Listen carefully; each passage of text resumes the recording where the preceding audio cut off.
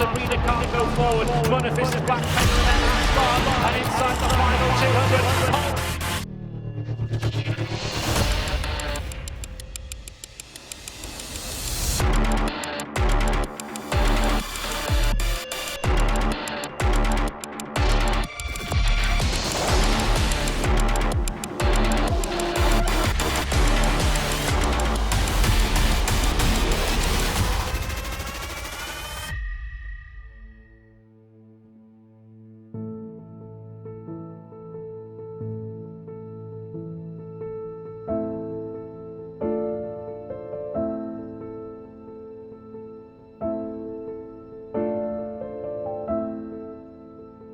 أنا خاف أتكلم ويصير زعل وايد.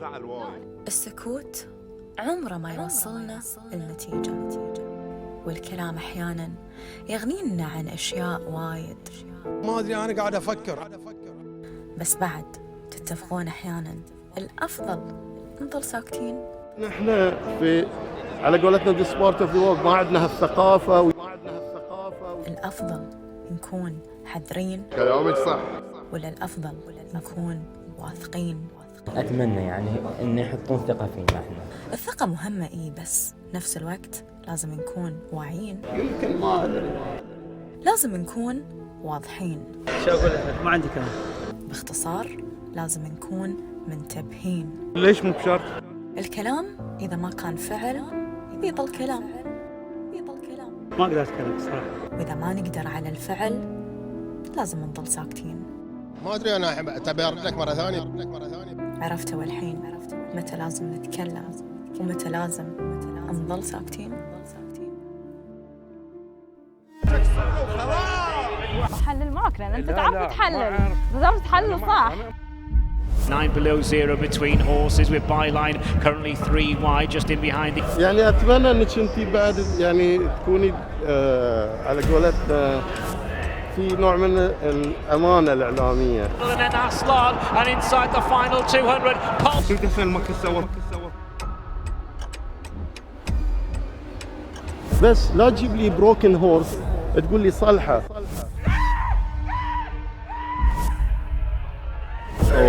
سكت شكوك وايد على يوسف اللي هو سوء قيادة من أريد بريز.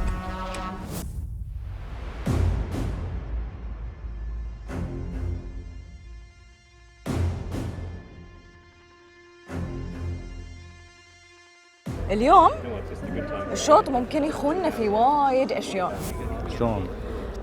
والشوط في نفس الوقت مو بنفس اي شوط عربيات. نقدر نقول عن الاشياء اللي دائما نقولها. عبيان مو موجود. اعتقد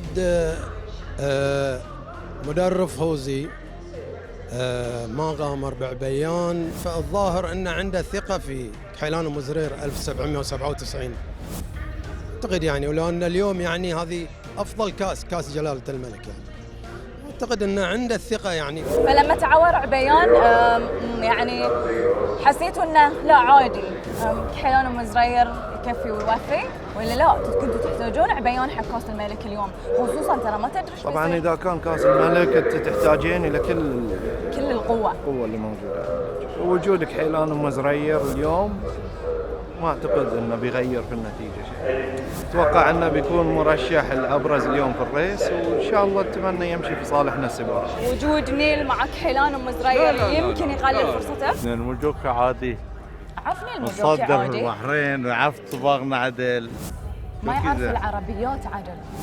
لا جوكي زين عرف. انا هاي الشيء تعلمته منكم، انتم اللي كله تقولون لي العربيات يبي لها فارس عربيات، صح؟ اي انا بعد اقول لك اول مره يركب عندنا بعد في البحرين خيول العربيه والاشواط العربيه، بس انه اتوقع ان الجوكي ما شاء الله يعني فاهم انه ما عطى فوزي اللي عنده فرق.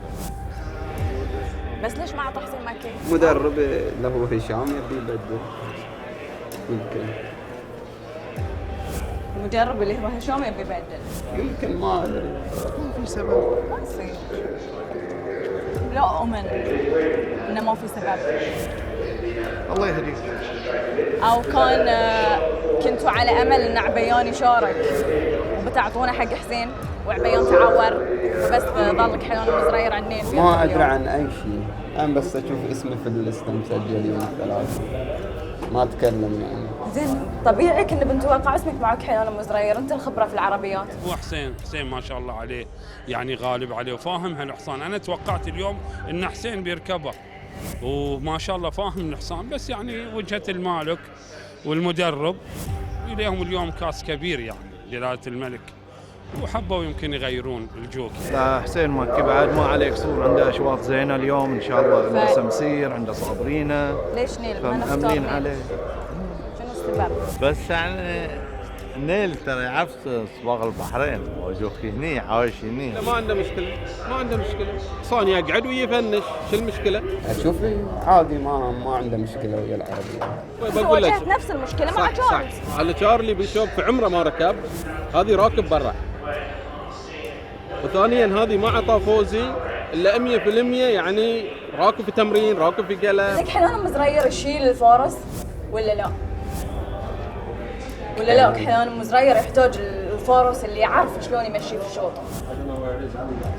لا الحصان يشيل الفارس. انا اقول ما راح يغير شيء يعني، هو الافضل في اليوم والافضل في النادي طبعا بعد عبيان، والمسافه تخدمه 1600 متر، فاذا قعد ورا يعني في الخلف ان شاء الله راح يحسم الشوط لصالحه.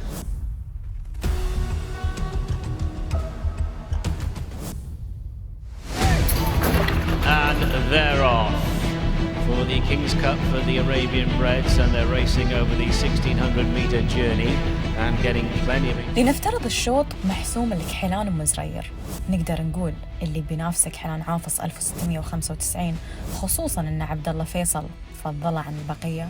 على الاخر سباق شفنا قدم مستوى يعني، قاعد دخول قوي جاء في المركز الثاني او الثالث، فشيء طبيعي هو الفارس الاول حق الخيل العربيه يعني، فشيء طبيعي. حيلان عافص 1695 ممتاز الحصان، جاء اخر سباق حل خلف كحيلان ومزرير هذا الحصان وفي ممتاز. وعندنا كحيلان عافص اللي هو 1708 من اخطر الخيل يعني، هذا اتوقعهم اليوم على المنافسه. هاي الشوط شوفي الشوط صيانه مالت هذا خيل زين.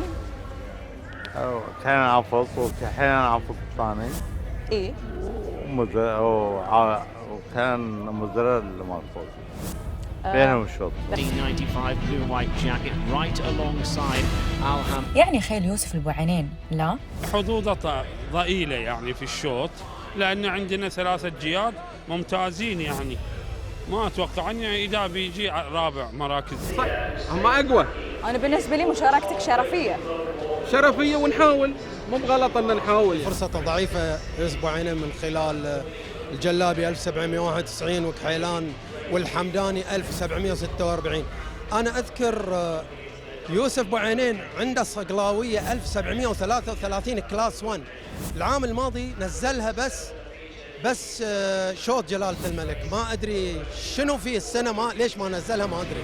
Al Jalabi in the 3rd place, just about in 4th position. Kuhailat Al Adiyat to the inside of Kuhailan كحيلة العاديات ال9 أطوال تشفع لها أن تشارك في سباق اليوم وتأدي ولا لا؟ يعني كحيلة العاديات صعبة شوية يعني مع احترامي إلى المدرب، وكحيلة العاديات هي فرس زينة بس مع كلاس 1 صعب، يعني أنا أعطيها 5 سادس.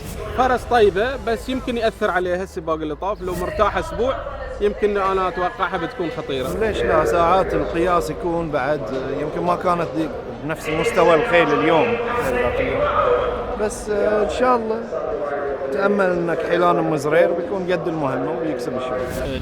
For home, the back marker Musanan being driven along and getting outpaced, running towards the final 600 meters and the turn in. يعني الحين من بيصعب المهمة على كحيلان أم زرير؟ أنا أتوقع حصان يوسف طاهر. كحيلان عافص؟ ليش ما اخترت كحيلان عافص كويتي؟ ما شفته أدى يعني ريسات اللي ما أدى شوي. يعني أنا بصراحة إذا بحطه يمكن حال كحيلان عافص فيكتوريوس. مو يمكن، قول لي رايك الصجي. شو اقول لك؟ ما عندي كلام. ما اقدر اتكلم بصراحه. ترى وايد نرفزان. عارف. اتمنى افوز ان شاء الله. بس.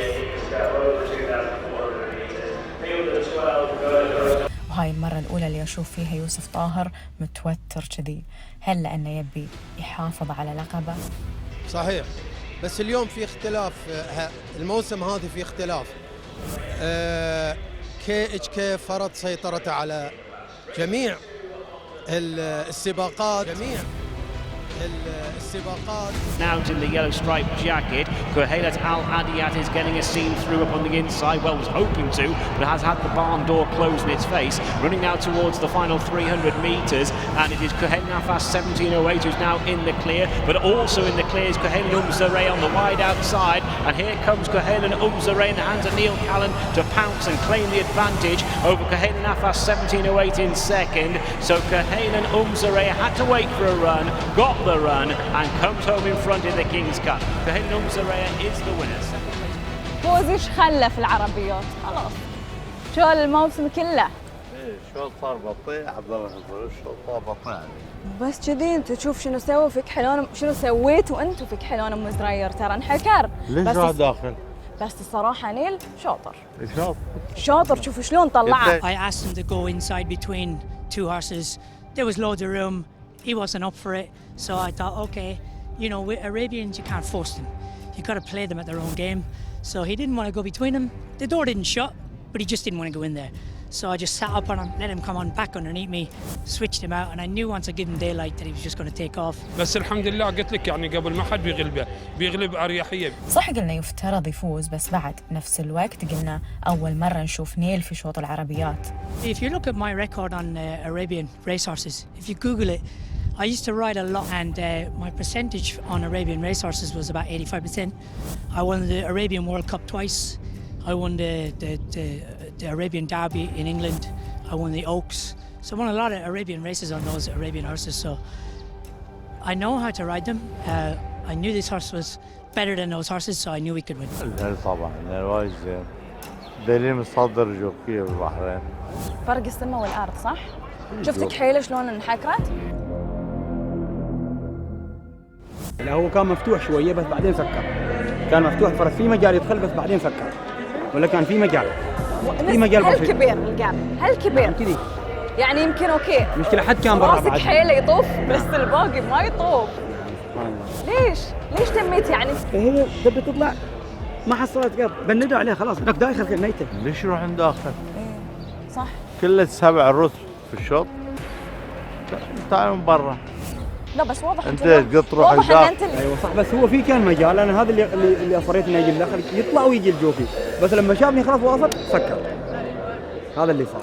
انا اقول الحمد لله على العدد اللي عندي الخير البسيطه قدمت ان شاء الله اللي جاي بيكون محلات عادات هي اللي بالشركه باذن الله. هي صحيح جاهزه وجدا جدا ممتازه عجبتني اليوم صراحه. تحسفت انك شلت احمد مكي في اخر لحظه وخليت مؤنس عقب اللي صار؟ بالعكس انا تمنيت ان هي تغلب، لو غلبت انا رحت صورت اياها بعد.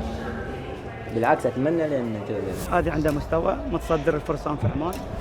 لو اعطيت احمد مكي يمكن ما بيقدم نفس اللي قدمه مونس يعني.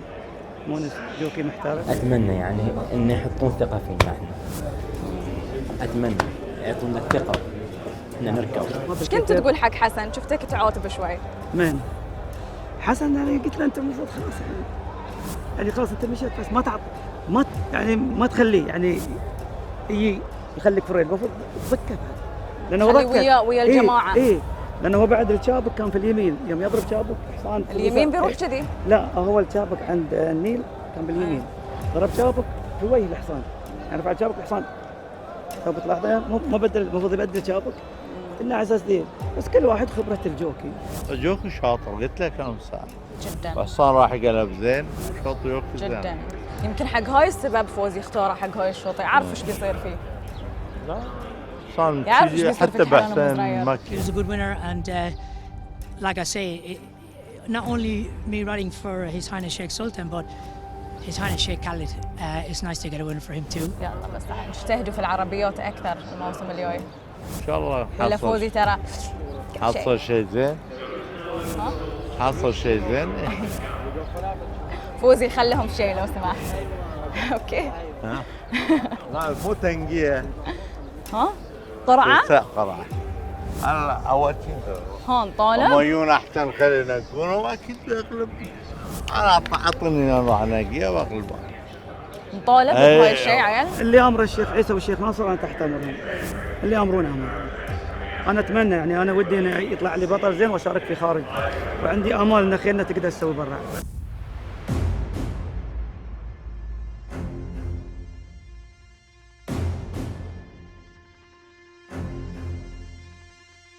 اليوم يوم منامقة او اذا كلش يعني بنعطي خيار ثاني بنقول كامبولينا. على النتائج اللي تقدمت من منامة جيرل ومستوى كامبولينا واختلاف كلاس الخيل اللي سابقت معاهم اتفق ان المفترض الشوط يكون بين كامبولينا ومنامة جيرل. اقول لك فاهم الدرس الفارس. اقول له تعرف لازم تطالع من في السباق. قال لي يس. David Egan's ride I think is the one. كامبولينا؟ Yes, Kambolina. Yes. Yeah, he's dangerous in the world. ليش حطيتها في هاي الشوط؟ وانا اخليها ما في شيء. ليش لا؟ ما تبي تكسر الريكورد مالها ها؟ لا مو الريكورد نكسر ان شاء الله. انا اخاف يلا الريكورد ينكسر اليوم من كامبولينا. انكسر ما في مشكله على الاقل. في مشكله. لا ليش مشكله؟ نبي نشوف منامة جيرل هالموسم اثبتت مستوى وايد حلو. اليوم عاد يعني يوم بعد لازم يعني خلاص تكمل احسانها. منامة جيرل مستواها ثابت في كل الاشواط اللي ركضتها وتفوز باريحيه يعني تقريبا هلا احنا بنرجع نشوفها في كل شوط تغلب 3 طول 4 طول 5 طول فتقدم مستويات واجد ممتازه في يعني كل شوط. زين وصفوه والباقي كامبولينا ومنامة جير افضل. They're off. Racing over the 1600 for the Al Rafa Cup. Campolina, Manama Girl, they began sharply up along. وإذا الشوط بينهم يعني لازم نشوف من اللي بيفوز الحين. Now being ridden, Shaw Wash has got a few lengths to find on the leaders. Down the centre is Magira, but that one is hanging under pressure. Also trying to pick up is Kawafi, but Manama Girl has gone for home in the hands of Ray Dawson at the 400 and has taken about 3 lengths out of Campolina in second place. And then Magaya, Alafor red and black jacket is now staying on. 200 metres left to go. It's Manama Girl being chased by Campolina. It could be a long 200 metres this. Manama Girl, Campolina's trying to come at Manama Girl, but Manama Girl is too strong, and it's the Oaks heroine, Manama Girl.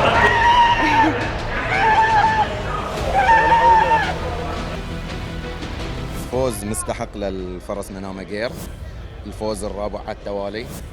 فرس أثبتت قوتها، أثبتت علو كعبها، أثبتت أن هي اسم يتسجل مع الأبطال. الحين عقب هاي الفوز ما تحسفت انها ما راحت كاس الملك؟ لا ما تغلب كاس الملك. ريت 50 هاي جاي لها كذي. شوف على موضوع الريت، تشوف ان الريت اللي على كامبولينا 49 صح؟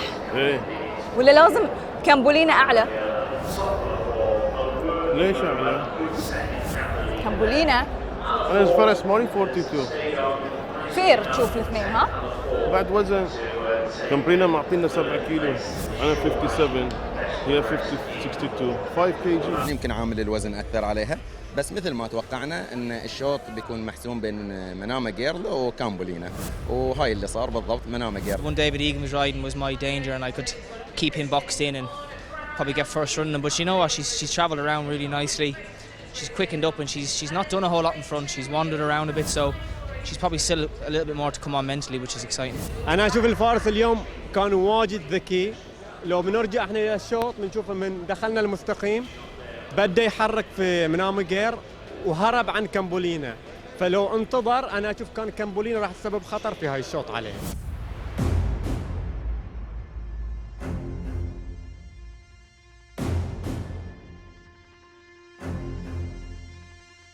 محمد حسن حييك. ملك السبرنت. ثانك يو فيري ماتش. ملك السبرنت. وايد قوية ذي الكلمة الصراحة، يعني سويت عفسة في النادي على ملك السبرنت. الايام جايه بشوف انا الحين ملك السبرنت شو يسوي الحين؟ انا مالي بالشوط؟ ها؟ اول ثاني ثالث هالشوط.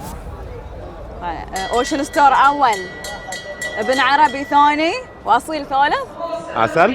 ايه؟ شوط فرسان متمرنين بيعتمد على الفرسان مو على الجياد. اذا بنروح على الجياد اوشن ستار افضل جواد في هذا الشوط، بس يعتمد على الفارس، بس ما نستبعده من المنافسة. صح، اللي هي اوشن ستار. اوشن ستار فرس طيبة، الاسبوع اللي طاف فازت، بس معروف اوشن ستار تحب ال 1200 افضل من ال 1000. ما ادري اي واحد فيهم كلهم زينين. ملك السبرنت عاد شوي يخف على الاوادم. لا ان شاء فور الله. ويل ايش بيسوي؟ ريس فور ويل موجود. هاي شوط تخصص فور ويل.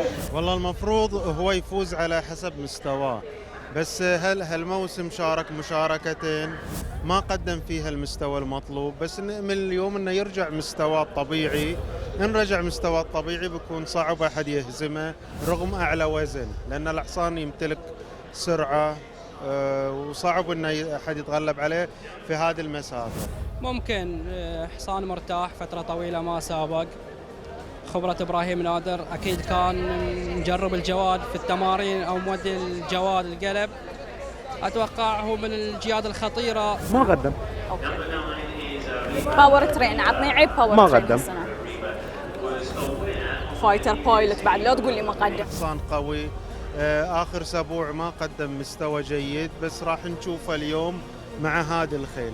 فايتر بايلوت اوشن ستار يمكن غلبته 4-5 طول 1200، واخر شيء اندفع الحصان وياه. اليوم 1000 متر المسافه تختلف. قريبة ان شاء الله يعني محمد جميل يقدم عليه زين.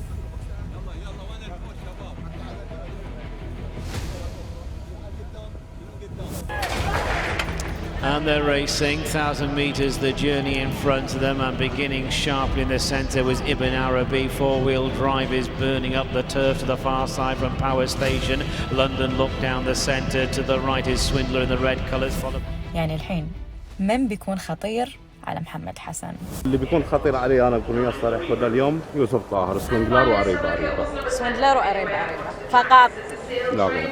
معاه حق، بس هاي شوط برنتس هي مستوى البرنتس مو مستوى الفول جوكي تصرف. اللي بيركب زين بيفوز.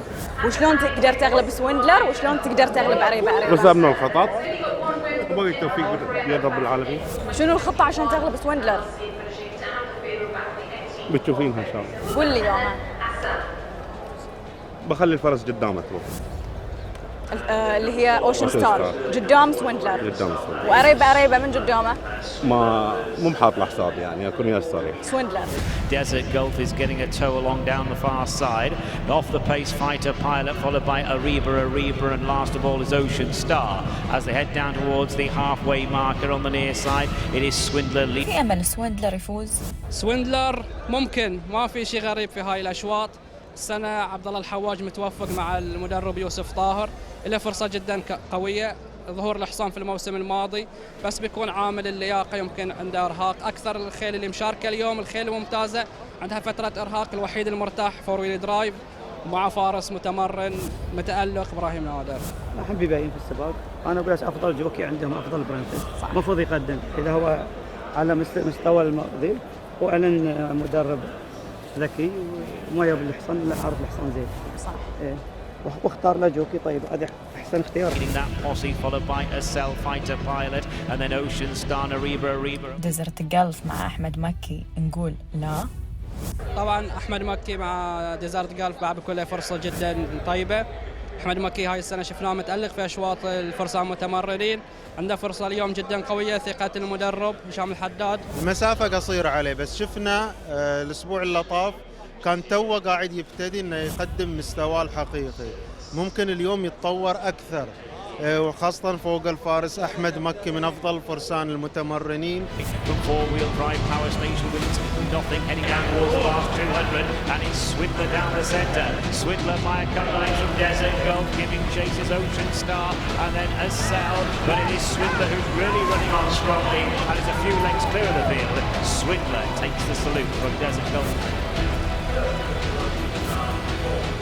خل العربيات، ما نبي العربيات عليهم بالعافيه على العربيات. الحمد لله. بس سويندلر يفوز، شفتني قلت لك قبل الشوط ما يحتوي اقول، قلت لك اوف اذا سويندلر فاز. قلت لك الحصان اوف ان قلت لك الحصان مو بسهل، بس على الجوكي الحمد لله الجوكي طبق مثل ما نبغي. الحصان جاي يفوز. اول مره يفوز في حياته هاي الجوكي صح؟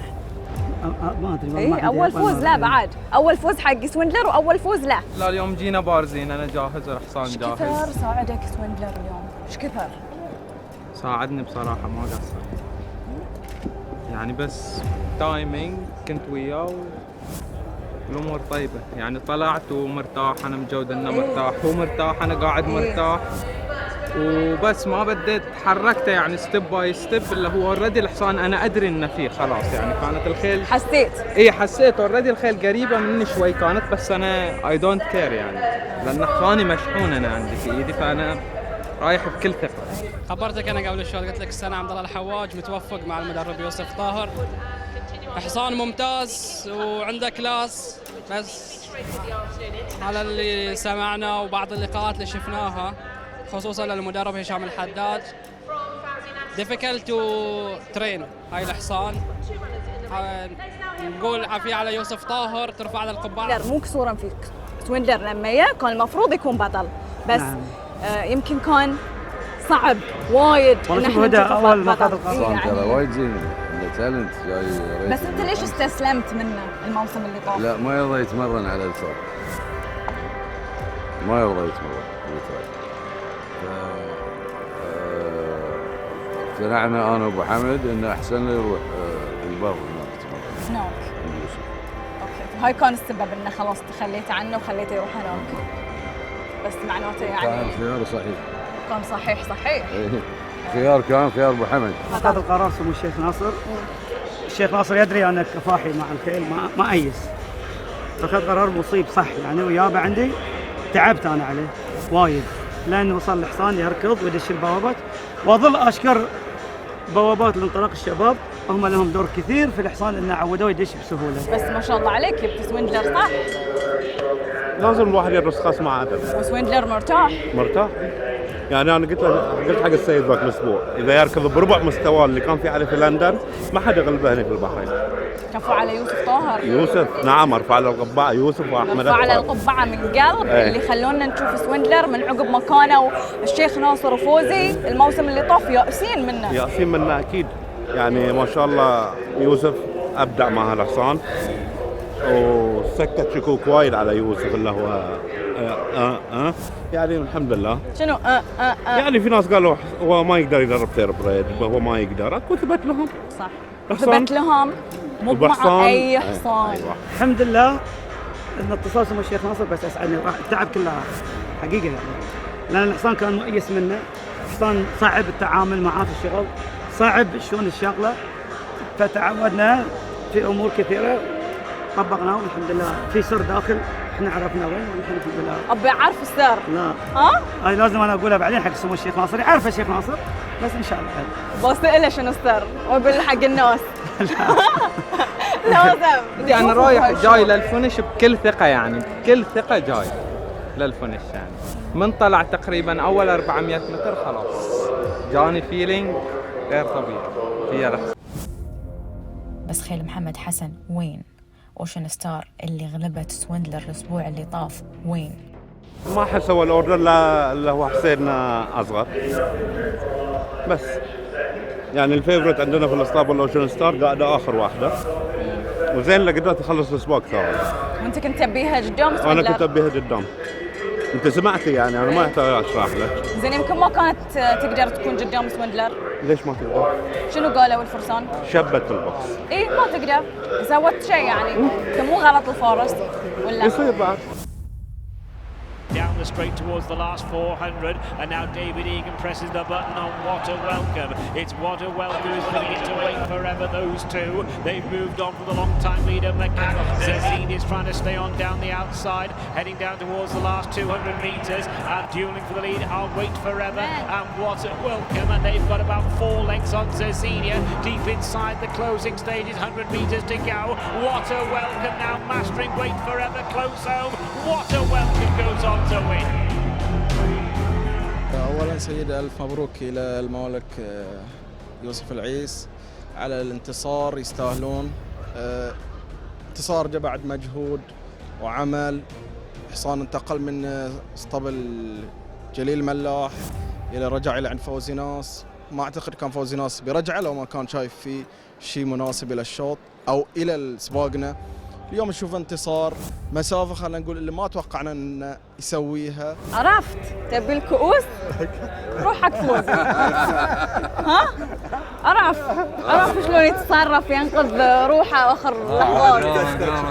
رد وتو الكم دور رد عندك. ها؟ بيت عندنا.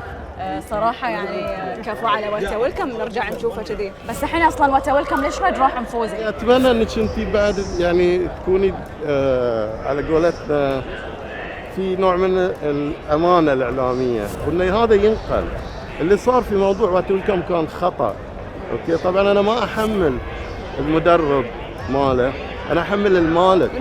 اوكي الحصان جاء عندي كان بروكن هورس. اوكي جاء عندي بروكن هورس طول الصيفيه، انا قاعد بس اصلح الحصان اصابته والكل يدري بس ليش هو شلونه ما عجبه يعني ولا شنو؟ لا والله انا خاف اتكلم ويصير زعل وايد. لا نبي نعرف ليش. والله شوفي مو مساله النبي، فوزي بعد يعرف الحصان اكثر، جليل سوى كفه ووفى لكن يمكن ما توفق فيه، لكن فوزي الحصان عنده سنين 4-5 سنوات القبليه والحمد لله. يعني هذا قرار، يعني شيل الحصان من عندي ودع عند من، هاي من حق المالك ترى. يعني يمكن احنا في على قولتنا دي سبارت اوف ذا وورلد ما عندنا هالثقافه ويزعل وبرطم وما ادري شنو، لا من حق اي مالك. اليوم انا اغير المدرب ما فيها شيء، من حقك، بس لا تجيب لي بروكن هورس تقول لي صلحه لان غيري عجز عنه. استعبتوا عليه انتم وجليل؟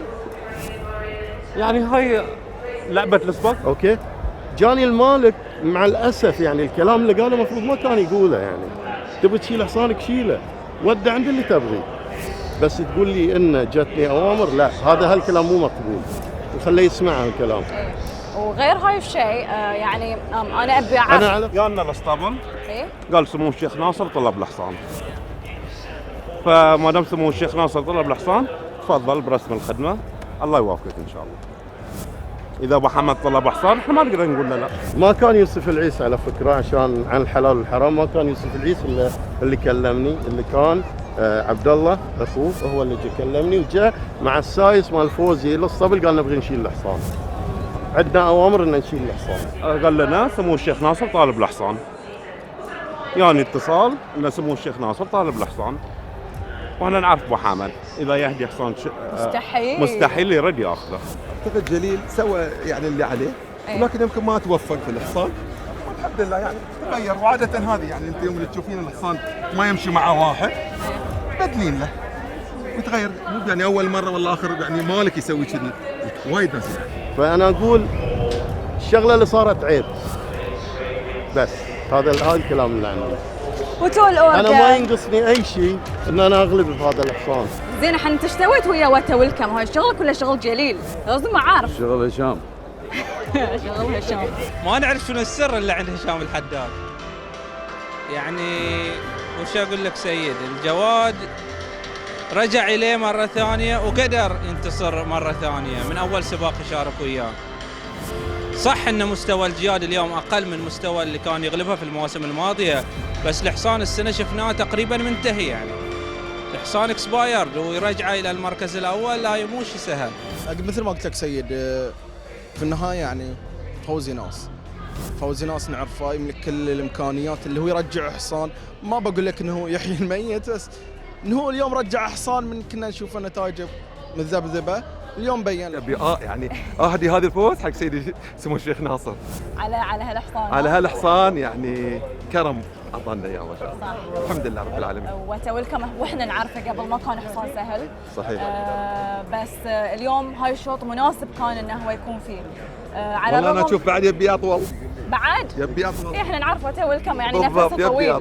نفسه جدا طويل. نعم. والمنافسه اللي اعطاها اليوم ويت فور ايفر حقه يمكن انا ما كنت متوقعتها من ويت فور ايفر. على الرغم من ان علي جان كان متوقع منه قبل السباق. خيلي زينه وده ما يحتاج بعد اقول لك اتمنى خيلي زينه. شفتون ان هي زينه هاي الموسم، سامحني. بتثبت لي العكس اليوم بكون معاك قلبا وقالبا. ان شاء الله. حصانه من امس. انا قلت شيء غلط قول لي. حصانه من امس ويت فور ايفر. ايه.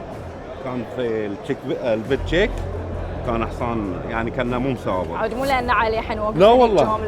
لا ما انا ما جامل احد. صراحه يعني ما توقعت ان ويت فور ايفر انه ينافس على المركز الاول بهالطريقه، بس الحمد لله ركض بشكل ممتاز. مبارك لعلي جان على المركز الثاني. ولد كاملوت الله يبارك فيه، يعني مو بحصان سهل. مو حصان سهل اكيد يعني، واليوم ما في مدرب انا اشوف انه جاي اليوم علشان تدريب او تست، جاي عشان يغلب، فكل من جهز خيله عشان يغلبون اليوم، والحمد لله احنا بعد نفس الشيء. بس شنو صار مع لو اوف وان من بعد هالكلام؟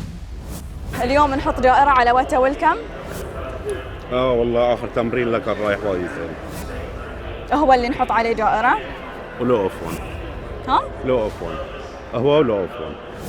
عاد الحين انت كله بتقول خيلكم. اكيد. مو شرط ترى. ليش مو بشرط؟ من الاهالي افضل خيل الصبله تعرفوا. ليش بتقول لو اوف وان؟ لو اوف وان انا الحين اسبوعين عندي الحصان. عرفت ان الحصان عنده مستوى يعني. اخر سباق له جاي ثاني. زين. ويا خيل افضل من ذا الخيل. فليش ما يغلب؟ مو ماشي معاك اليوم. لا ديرتي ريس. ها؟ فيري ديرتي ريس. ليش ديرتي ريس؟ شفتيها؟ عشان وتا ويلكم فوز. لا بالعكس حصان زين، الله يوفقهم انا قلت لك فيه. ليش؟ شفتي حسين المكي سوى في لو اوف وان؟ شنو سوى؟ وداه رجليه ورجع الحصان. شلون يعني ما شفت؟ دعمه كذي على برا وداه. ليش؟ ما تقدر تسيطر على الخيل، لا تركب خيل. صيد. ما شفت، خلينا نشوف، شوف مكوك، شوف لو اوف وان. شوفوا شلون دخلوا عليه اثنيناتهم، سكروا عليه.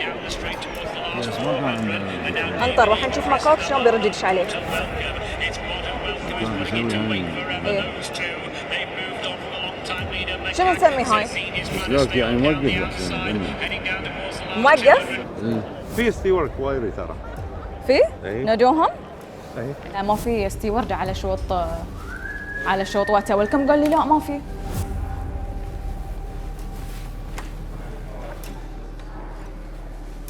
وتا ويلكم؟ لا على اي شوط؟ ما على اي شوط. قول. ما في شيء. ليش دشيت الستيوارد؟ قول. عنده صصر. ها؟ شنو؟ متأكد؟ يعني محمد حسن ما له حق عصب؟ حسام لوي كان يقدر. بس يعني سكروا عليه كلش. عادي. عادي؟ ريسنج كيرلس. وتوقيف ولا بس غرامه؟ لا غرامه. كثر 50.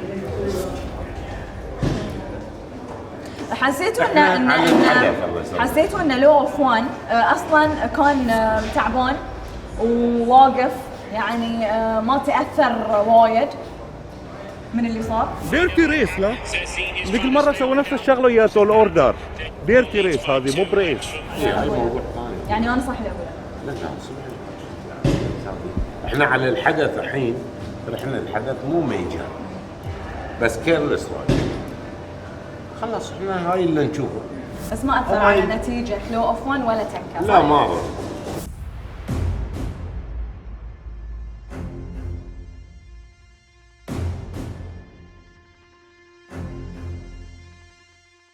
لأول مرة نشوف كأس الميثاق بتصنيف ليستد.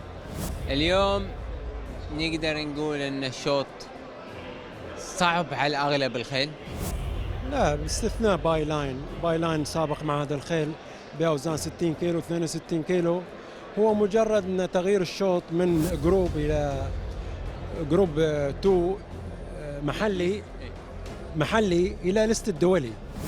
هو كان سابقا جروب 2 محلي، فمعادله مالته يصير ليستد اللي هو دولي. باي لاين يتفوق على بقيه الجياد، يعني حصان قوي في الميل. ما اظن اليوم يعني قبل الشوط انه راح ينهزم هذا الشوط. الباقي يتنافسون على المراكز الاربعه، يعني الثاني والثالث والرابع. هاي قبل الشوط. قبل الشوط شنو يصير؟ باي لاين انا اقول لك يعني قبل الشوط هو راح من يفوز بهذا الشوط. بقول لك شيء واحد، العام فاجأتنا ببالسترا، هالسنه بتفاجئنا بمن؟ والله عندنا خمسه، هي مفاجاه بتزيد منهم حلوه. الكثره ما بتغلب الشجاعه، باي لاين هو اللي راح يقود الشوط. لا انت بتفاجئنا بمن؟ اختار. صعب. شبل الجزيره؟ كينجز اللي بفاجئهم ولا؟ الجزيره مو بعندي. اقول لك شبل الجزيره اللي بفاجئهم. تشوف نيل كالن هنا، انا ما اشوفه حصان، اشوف نيل كالن راكب على شبه الجزيره فتشانس. هو الحصان القوي طبعا. حصان راكب ايش اسمه يقول حصان جدول. صح. فهيز ذا هورس بيت باي لاين حصان زي. احنا شغلنا نحاول نكسر القاعده. تكسر قاعده ان شبل الجزيره يفوز؟ اي وباي لاين. بيوسيني؟ طبعا يوسيني اليوم هو المفضل عند المضمر هشام الحداد، فاتوقع هو اليوم الابرز عند المضمر هشام الحداد، بالذات ان الحصان ما عنده مشكله هالمسافه اللي هي المايل، وكان فايز في هالموسم هذا ومقدم مستويات جدا طيبه. بقول لك يصير وايكو سيستم. من قول لك انا احب يوسيني؟ احسن مايلر تقولين؟ ما قلت انا. لا بس صراحه ما شاء الله خوش. فوزي قال. لا خوش حصان، خوش حصان ما شاء الله، عنده تشانس اكيد. ايه بس باي لاين. لا فوزي يقول لك اليوم يبي يفوز على باي لاين باي طريقه، ما تشوف الجيش ما شاء الله اللي مدخلهم اليوم. ما شاء الله. هاي هدفه اليوم. هدفنا يكون قدام باي لاين. طبعا باي لاين هو الجواد المخصص حق هذه المسافه، مسافه المايل، وهو الحصان اللي اظهر لنا صوره جدا قويه في مسافه المايل. بس نوعا ما هالموسم هذا شوي مو قاعد يؤدي السباقات اللي كان يؤديها الموسم العام الفائت. لكن هني الفرسان بعد تفرق. اليوم كرن شامروك بيمتضي باي لاين، فرق يعني بينه وبين برنس بيشوب، يعني افضل من برنس بيشوب. اليوم المفروض يعني يقوده بكل اقتدار. يعني العاديات امالهم تركز على هذا الحصان اليوم في هذا الشوط. زي ايكو سيستم تخيل عنه. ها؟ نقدر نتخيل ايكو سيستم، مو ما نقدر. نقدر. ممتاز ولكن مو كلاس هذا الخيل. حصان اشوفه هاندي كبر شوي اقل. حصان ممتاز وتمكن من انتصارات هذا الموسم، بس كلاسه شوي اقل من هالخيل. تبين الصج ما كان يبي داخله. ليش؟ حيدر بعد. لا حيدر يمكن يبي، محمد لا. مالكم مجرب. ما كنتوا تبون تدخلونه؟ انا كنت ابي اكيد. عيل ليش حيدر قلت لا؟ نبي نشوف الحين مستواه شلون. بس قبل ليش قلت لا؟ صغير. كان في ريس الاسبوع الثاني، بعد في ريس 1004. لانه هو مسافته 1004، المره 1006. نبي نجرب 1006 مستواه وين يوم. وماجيك الوش حصان غلب 62 كيلو هانديكاب، يعني متذبذب الحصان، ما عنده ثبات. اليوم تغيير المضمر يمكن تتغير امور عليه، يعني مدرب بحريني عارف الارضيه، عارف الخيل شنو تحب حق البحرين، يمكن تتغير الامور على الحصان، يمكن نشوفه اليوم يرجع حق مستواه. يوم من الاثنين. I know. فيعني ما نعرف. تو الناس على تعرفون شنو صاير وشنو مو صاير؟ الناس على ما نعرف، بس يعني ما سابق يعني. وياك انا بس يعني انت تشوف ماجيك الوش طول الموسم، فيعني تعرفه مثل ما احنا نعرفه. بس لازم تعرفين شلون يشتغل، شو يسوي، شنو ما يسوي، شو يحب، شنو ما يحب.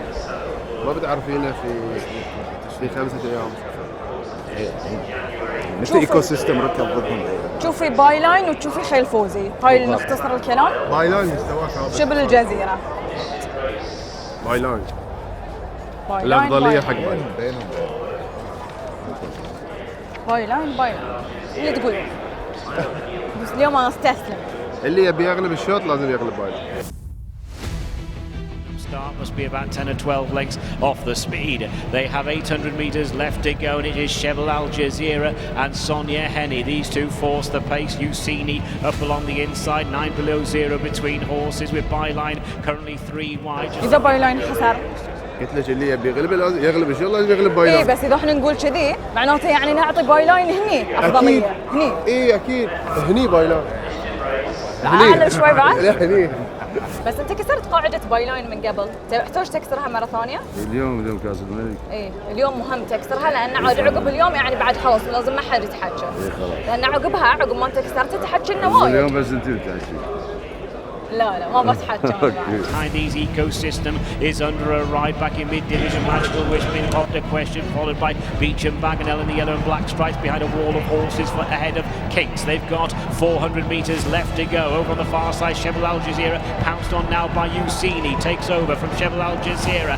Ecosystem, Byline hasn't gone forward. And then 9 below 0. Kinks is trying to stay on. Leon is passing horses late as they enter the final 200 metres. It's Ucini and David Egan. They've got about 3 lengths on this field. They could be playing for places now. It's all over. This will go to Ucini, and they are playing for places. It's going to be tight for second, with just Ecosystem second. Beach and Baganel, Magical Wish, they were all in the mix there, followed by the long-time leader Cheval Al Jazeera. شنو؟ لا الحين قولوا لي، لان انا ذاك اليوم يوم قلت كلتوني بثيابي. النادي كله ما في شيء ما اقول عنه، لاني قلت يوسيني افضل. لا قلت باي لاين افضل. اكيد. بس معقولة لا ثاني ولا ثالث ولا حتى رابع؟ في بعض الخيل تتعب مع السباقات، وفي بعض الخيل تقدر تركض، في بعض الخيل تركض ريسين على بعض، وفي بعض الخيل ريس واحد وشهر. عدل ولا بعدل؟ هذا اللي صار اليوم. اي بايلانك مخشوش. متى مخشوش؟ بايلان متى اخر سباقه؟ شوف في الدفتر صار له شهر يمكن مخشوش. ما ادري انا تبي ارد لك مره ثانيه بعد.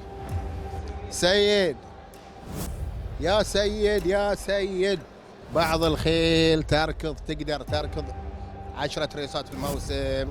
اي بايلان يعني مو عندنا. ما يقدر. ليش ما يقدر؟ موجود. ما قدر يا سيد، ما قدر. من قبل يركض عندنا كثر هالريسات. عموما الحين احنا اللي بين لنا اليوم يا سيد 5 سباقات مشارك بايلان هالموسم. ندري يا عمي. شوف انا يكون انا في وين؟ انا في مرقه اشقر. انا ويسيني كم سباق؟ ما علي منه. انا اقول لك في خيل تقدر، اي الحين وخيل ما تقدر. الحين انت شنو السبب تفسرها؟ شيء غريب يعني. اتوقع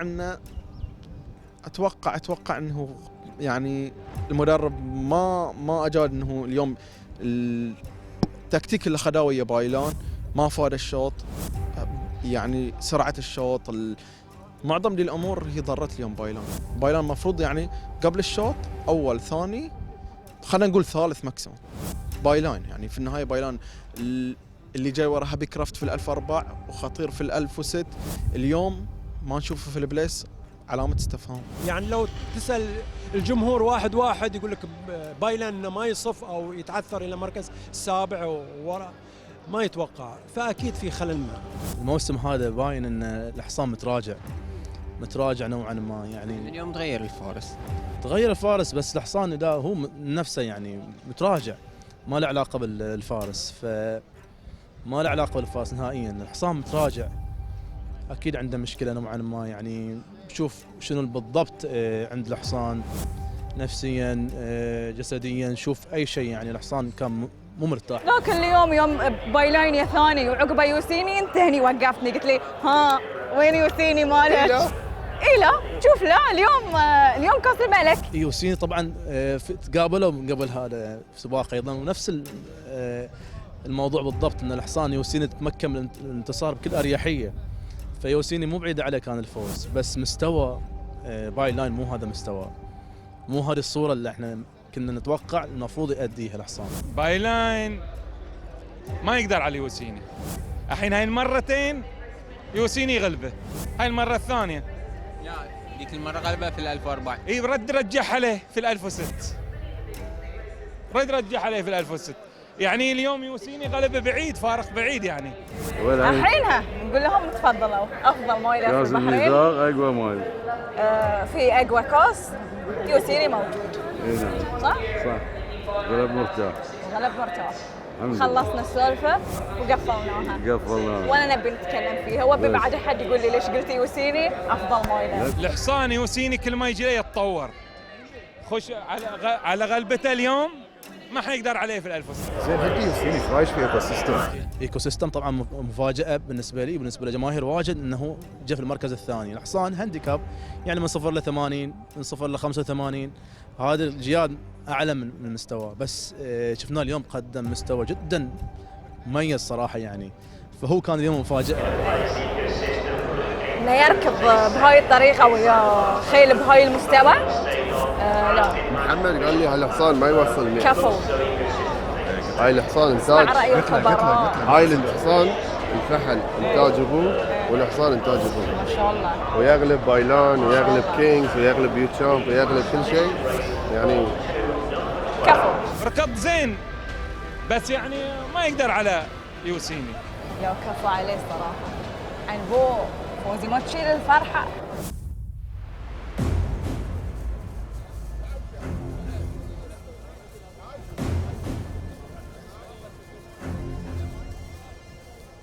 أنا أرشح بورسال لأنه فايز في كأس ولي العهد.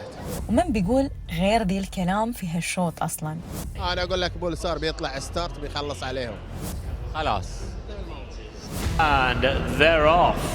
Racing over 2,400 metres, the mare Sabrina dropping out last this field as Pulsar and Epic already crossing swords early. إذا افترضنا بولسار راح يفوز عيل، من بيكون ثاني وراه؟ سمعته؟ شله؟ ما يبي يرشح إبك، يقول لك ذاك اليوم ما صار إبك، حاول حق إبك وما صاده. اليوم حاط حرته مال ذاك اليوم. هو بولسار والليفينج ارت هم الريس راح يكون بينهم. مثل ما قلت لك انا اذا حصاني اذا يعني اتوقع يمكن رابع يمكن. ما بكون انا اصلا افضل من المنافس. صعب علشان بولسار موجود وليفينج ارت. اول شيء المسافه يعني لازم نعرف مسافه اول مره. اي لازم نعرف هل انه يقدر ولا لا. وغير ان المسافه اول مره، هاي اول مره نشوفها مع هاي النوعيه من الخيل. بولسار ابيك سابرينا ليفينج ارت ما شاء الله بيج نيمز. لو سوى شيء بينهم فنشوفه يعني. اظن بيركض يعني يراوينا شيء زين اليوم. حصان جيد، توليده جيد، قدم مستوى جدا رائع في هاي. يمكن يعني لو كنت انا املك الحصان او انا ادرب الحصان ما بستعجل اجيبه في هذا الشوط. يمكن اتس تو ايرلي. حصان زين راح احتفظ فيه واخليه حق الموسم الجاي. الموسم الجاي could be one of the best horses, best stayers في البحرين. يعني توليده كلش ممتاز، حصان صغير في السن. اتمنى انه يحرزوا مركز واطلع انا غلطان يعني، بس انه اشوف يمكن في بعض نوع من الاستعجال ان اشراكه في هالشوط يمكن. Followed by Epic and the pace is pretty slack on the wide outside. Munafis, Aslan and Living Art follow and Sabrina is watching on as they go down the side of the. يعني صابرينا لا. مسافة عارفين المسافة على زي شلون مخلين هالمسافة؟ يعني ما ادري يعني يمكن عندهم خطة ما تدري انت. احنا نقول مسافة ما تبع عليات وبطت الشغل. طلع شو فككنا منك احنا. لكن حطها وياهم. انت تحاول الحين. اي لازم. حبق قبل. ايوه خابط في النجاح ما خابط. Back from Epic, and Epic has hit the front from Pulsar. Epic looking for 5 straight wins. Pulsar looking for 9 straight wins. They're locking horns. They're a couple of lengths in front of Living Arts. Sabrina can't go forward. Munafis is backpedaling, and Aslan, and inside the final 200, Pulsar is game, if nothing else, and he's coming back to reclaim the advantage over Epic with down the outside Living Art. But Pulsar has broken their hearts here, and that's 9 straight wins. Pulsar is the winner. Second place goes to Living Art, then Epic, tight between Munafis. اقول لك لازم الشيخ خالد موجود في ذي الشوط على الاقل يعوض اللي صار العام في ذي الكاس. ما يصير بعد اليوم. صح من شي انا قاعده وقيدي على قلبي، بس قلت له ما تصير مرتين. بغيت تصير مره وطافت. بس بولسار يعني حصان ما نقدر نقول عنه شيء، وانت حافظت عليه علشان نشوفه في هاي المستوى في هاي اليوم. اي طبعا. صح؟ ككلاس، كمستوى، كمسافه، افضل من ذلين كامل. افضل من ذلين كامل بولسار. I knew my horse is going to stay, and we went very slow all the way round. That's why he got headed a little bit early in the straight, but it's a long straight and he had plenty of time to fight back. So no, he's a very nice horse and with a big future. Yeah. ما رويتني يا وايد، ما حركت بولسار هالسنة. لا الخيل اللي كذي ما يونج كل يوم. لازم نحافظ عليه. ومنافس صج أول مرة في هالمسافة، بس بعد قلنا يمكن نشوفه في البليس. لا وايد استعجلوا عليه، يعني الحصان مو يد هذا الكلاس، يعني حصان غالب يمكن ميدن وراح في لو كلاس، يعني ويا ذلين لا صعب عليه للحين.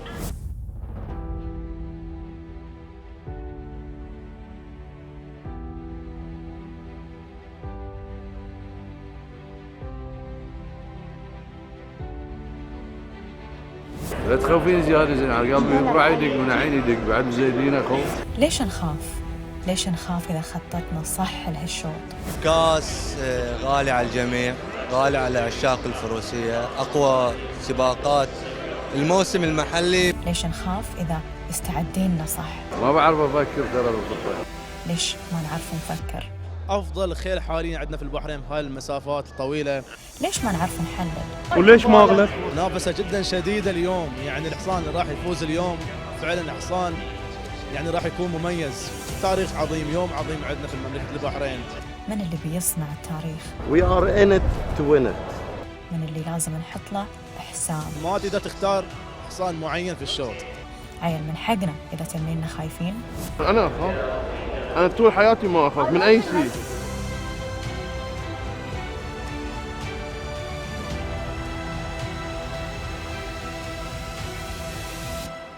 العام كنا نعرف ان جيلن فورس نوعا ما بيفوز، حلو؟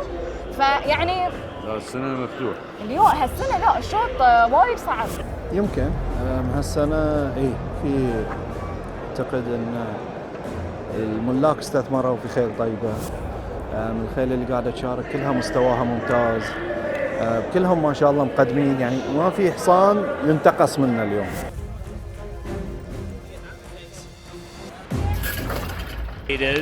And they're off for the King's Cup, and Towerek just drops out last of all as they make the dash for the first turn. It is Bonds Boy who makes the running with recovery run right there with the lead. تشوفون بونس بوي بيقدر ينافس؟ عنده كلاس جاي من برا ريته 90، يعني حصان مو سهل، بس شفنا شوي بونس بوي متراجع يعني في مستواه، يمكن اليوم نشوفه بمستوى غير. Jacket, yellow cap, purple on the inside. Further back to Zagat. سمسير ليش موجود اليوم؟ ليش مو موجود؟ ليش موجود؟ طبعا اختفى موسم طويل، حصان تمكن من الانتصار بالسباق الدولي، وبعدها شوي اختفى نوعا ما. يعني سمسير حصان ممتاز، حصان قوي، بس اليوم بعد صعبوا عليه. سمسير غالب كاس البحرين الدولي، ما يستحق انه يكون في كاس الملك؟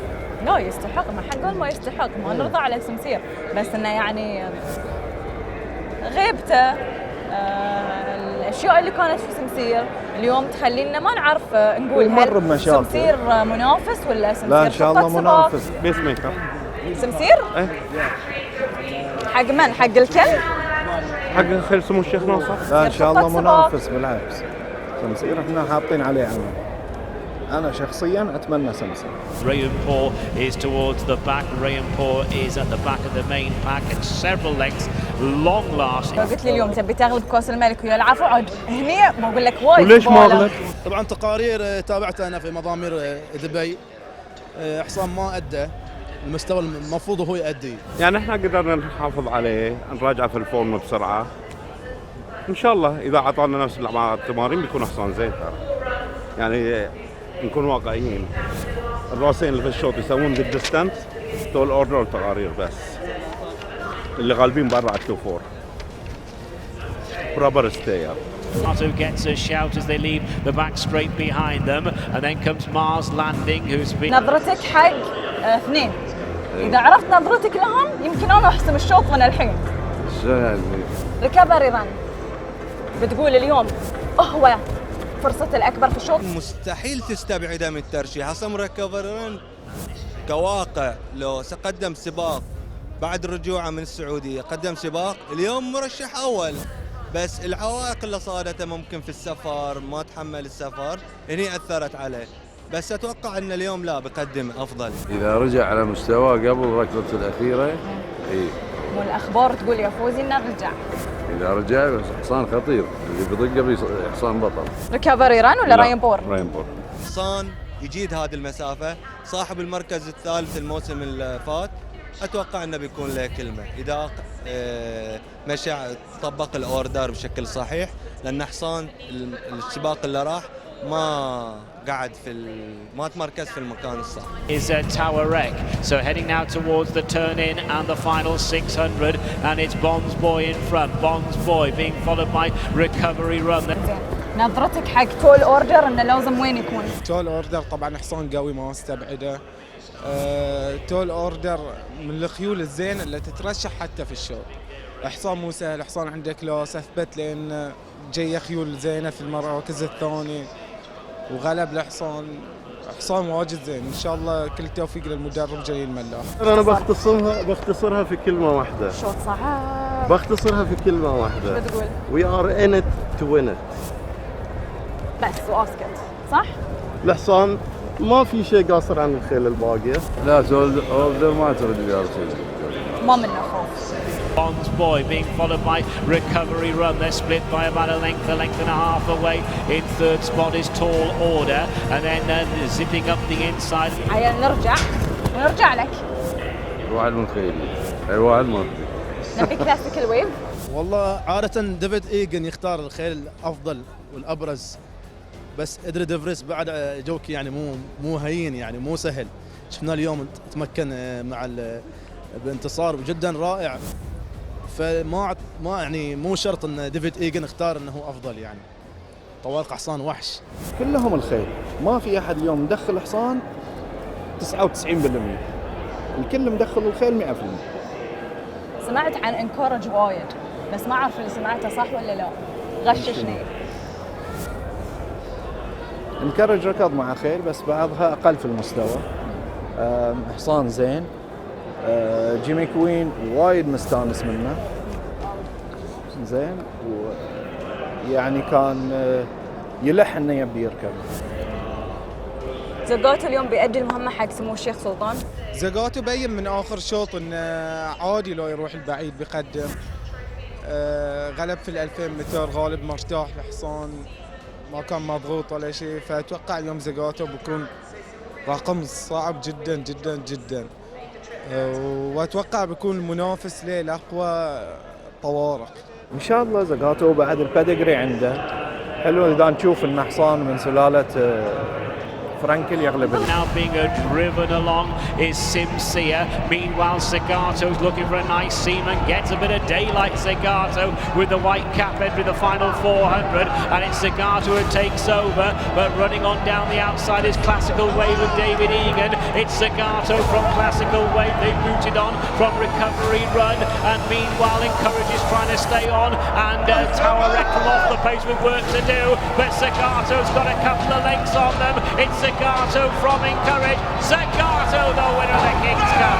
Encourage second place, back in third position. Coming from a mile back was Tower Wreck, who was a few lengths clear then of the others. قبل الشوط ما اقول لك ما كان متوقع زوجاتو، بالعكس وايد ناس تكلمت عن زوجاتو، بس انا بعرف انت شخصيا كنت متوقع زوجاتو ولا لا؟ اكيد حصان بطل، يعني بين من اخر مشاركه له.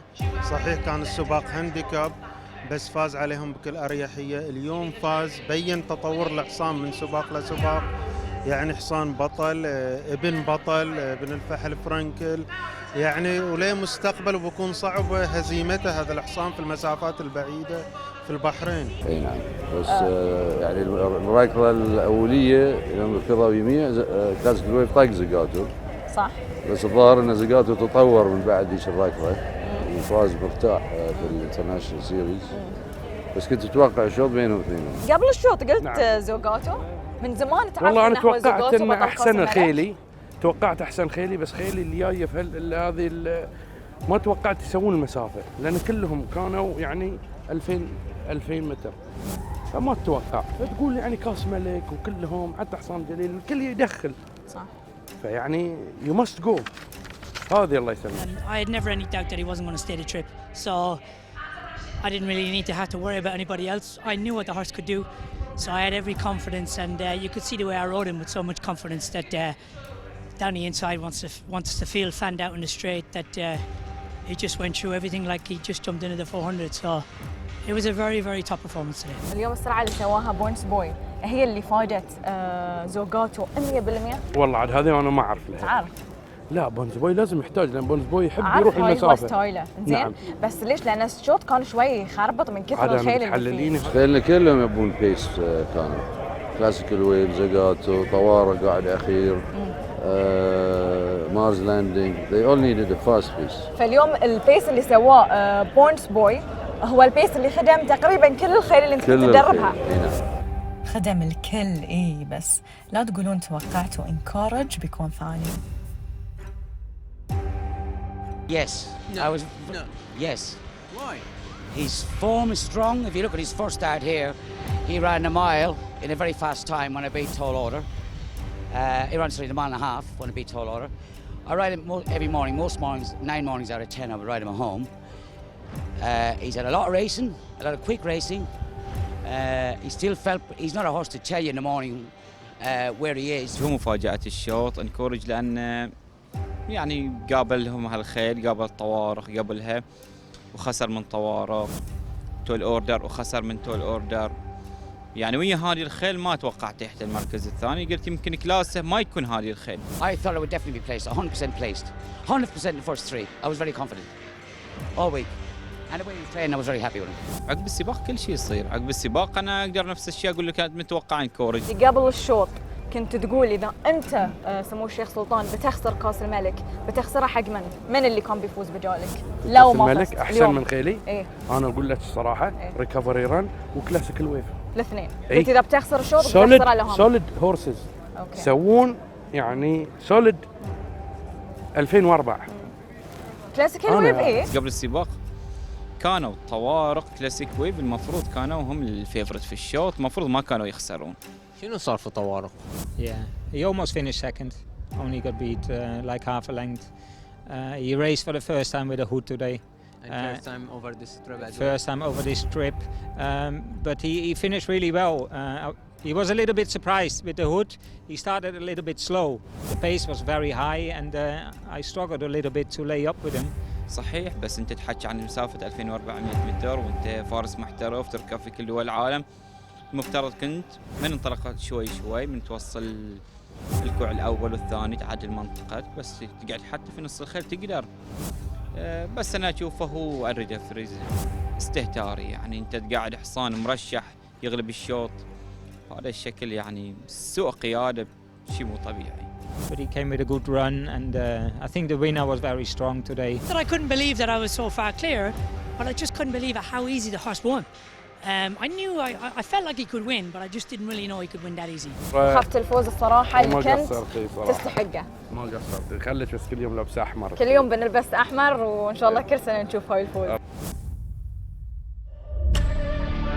Running on down the outside is Classical Wave. I'm more happy for His Highness Sheikh Sultan than I am myself, you know, because I know how much it means to them here in Bahrain. to win these races. So look, I'm just part of the team. الحمد لله رب العالمين، فضل رب العالمين وجهود المدرب ومدربين المحمدية وملاك المحمدية وجوكية المحمدية من جميع، نشكرهم يعني على من كل شيء، من الفرسان، من لها الجهود هذه، والخيل بعد الحمد لله رب العالمين يعني توفقنا بها. اليوم زقاته 10/10. أنا حصان بيكون من أفضل خيل في البحرين. انت اشتغلت صح سمو الشيخ؟ لازم تشتغل، لازم تشتغل يعني ويلا تحصل الثمار. I was glad I made the right decision. And look, we've had an amazing season. You know, he's won a lot of the big races. فوزي ناس اول ثاني ثالث رابع، وهذا اللي صار الى الخامس، اكتساح. موسم ولا اروع اعلاميا في كل مكان اليوم يشاهد البحرين. ما خلوا شيء، واتوقع بعد السباقات الجايه بعد لهم كلمه احسن خيل عند خيل المحمديه، يعني محصلين علامه الكامله في الاشواط الكبيره والصغيره، لان في كل الاشواط تشوف متواجد هانديكاب وجروب. اليوم محمديه ريسنج جود سيزون، حصان بطل وبيكون من افضل الخيل في النادي. حلو الشعور انك تشوف تعبك ومجهودك اليوم، حلو الشعور إذا طموحك يكون عالي، وحلو الشعور إذا كلامك ما يكون مجرد كلام. قلت لكم في البداية الكلام إذا ما تبعه فعل يظل مجرد كلام، وإذا ما نقدر على الفعل هني لازم نظل ساكتين، وهذه نهاية الكلام. فالنهايات ليست إلا بدايات، ولكل سباق بداية أخرى عند أهل الخيل.